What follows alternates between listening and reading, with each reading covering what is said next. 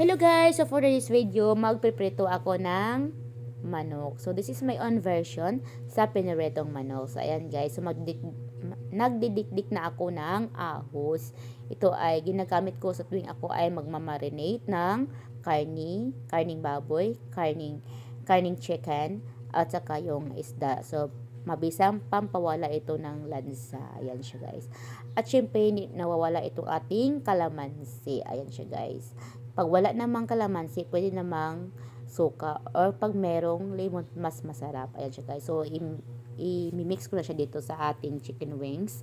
Ayan, imamassage na natin para mas lalong manunuot yung kanyang yung lasa. Ayan siya guys. At saka, maglasang chicken. Maglasang garlic at saka kalamansi itong ating manok. At saka hindi nawawala itong ating black pepper. Sa tuwing tayo ay magmamarinate, so kailangan natin maglagay ng black pepper. Para sa akin lang ha. Pero meron naman kasi iba na hindi sila gusto ng black pepper. Pero sa akin, mas masarap talaga pag may black pepper.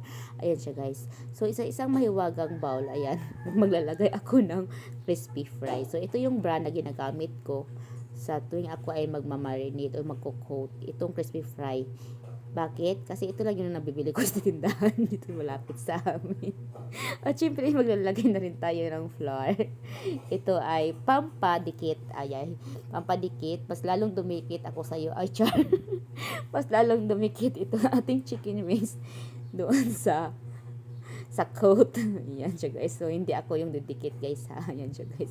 Siyempre, ilalagay na rin natin itong marinated natin na chicken. So, ito ay minarinate ko ng 1 hour. Ayan siya guys. Pwede na rin yung yung whole night. Mas masarap siya.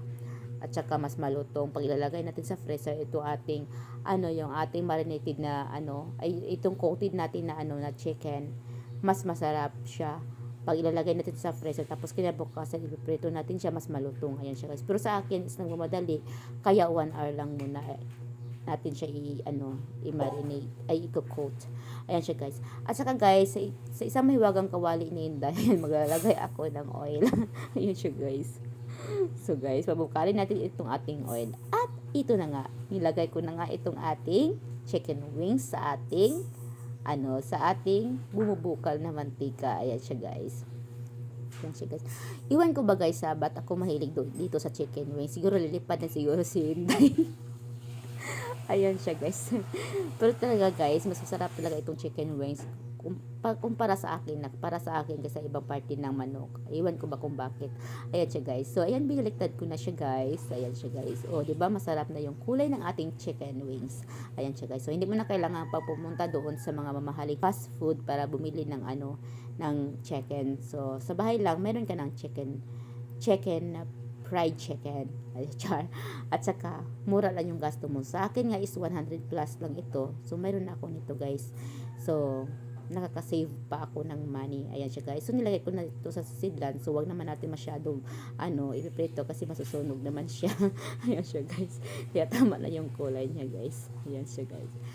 At saka guys, ayan siya guys. Hinihintay ko yung yung last part. Ayan siya guys.